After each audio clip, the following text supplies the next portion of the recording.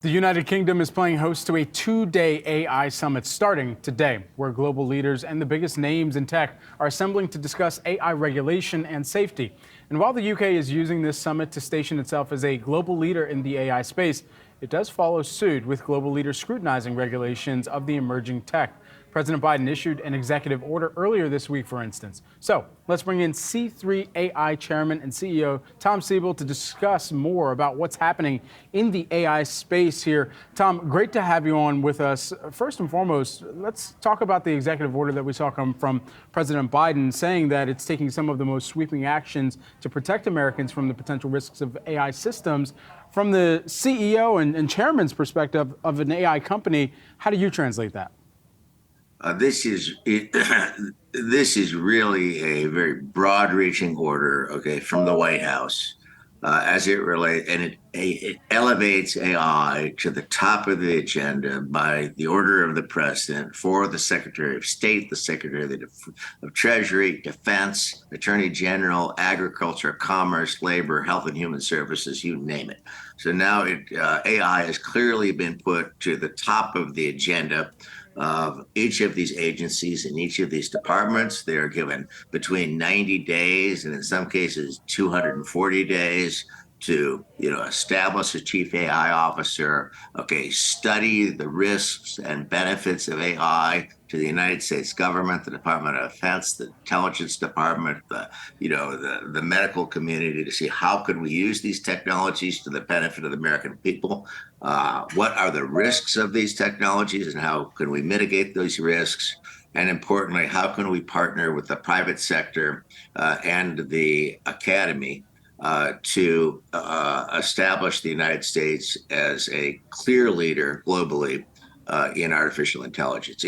It's a very 63 pages of very thoughtful substance. So do you think that the government, I mean, one of the concerns has been about protecting people's privacy.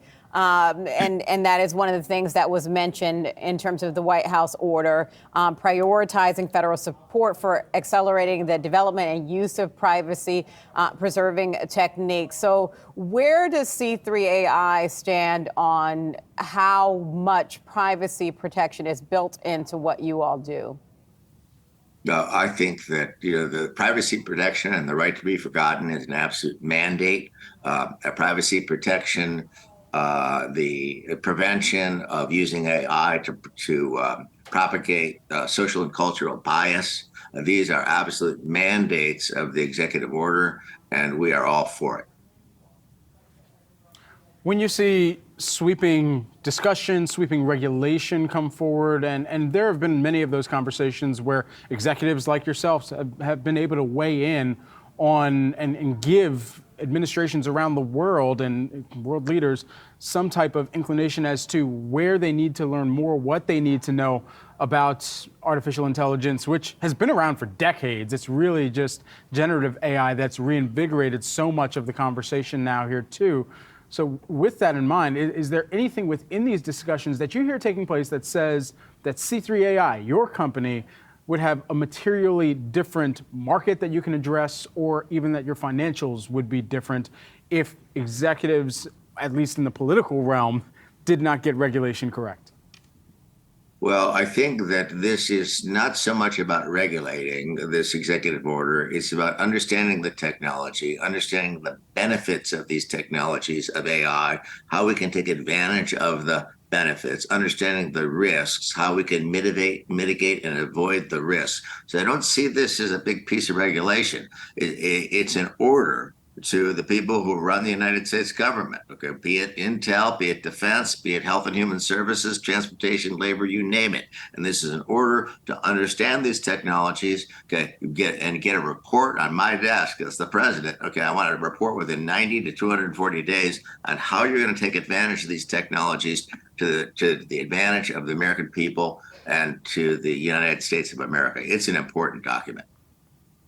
And Tom, one of the things that you briefly touched on earlier that came up in the order was the issue of potential bias within AI and civil rights.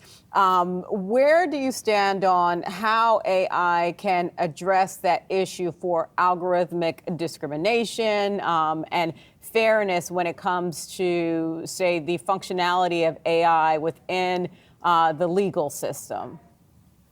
Anytime we look at the intersection of AI and sociology, the potential for propagating a cultural and social bias is very high. We will perpetuate this bias. So we need to be very careful to understand it, understand what the source of bias is, and either mitigate it or avoid the use of AI will be propagating bias. And the executive order is very clear on that. And so I think the government is providing leadership on what is a very important issue. I think equally important is privacy. The right to be forgotten. Okay, the right to protect our personally identifiable information. I mean, we're going unless these are properly dealt with, we're going to a very scary place.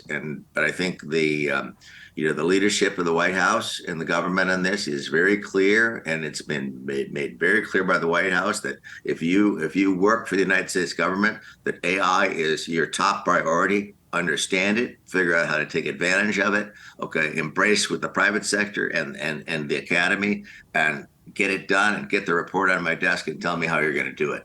So it's a important demonstration of leadership, and I think it will have we have a White House AI Council formed. Now that consists of the secretary of virtually every agency. We have every agency now has to put in place a chief AI officer. It's very clear. Artificial intelligence is now a top priority of every department of the United States government. Tom, what is your reaction when you hear of executives and especially world-renowned executives like that of Elon Musk saying that artificial intelligence could lead to humanity's extinction? I think it's a little bit, there's a little bit of showmanship going on there. Is AI important? AI is hugely important. Okay. Is this is it as important as the development of electricity? Potentially. And, this is a very big deal.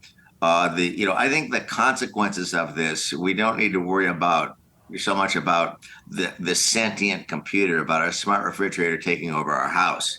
I think the consequences are, much more real, and they're much more. These are not decades away. This is today. This is, look how AI is used in social media for, in privacy issues, public health issues. Look at all the people in the United States and Europe, particularly young women, suffering from depression, body image issues, suicidal tendencies. So this is scary stuff. It's a direct result of AI, and it's happening now. It's not something happening 30 years in the future. So I'd worry a little bit more about what's happening today than what might happen some decades down the road.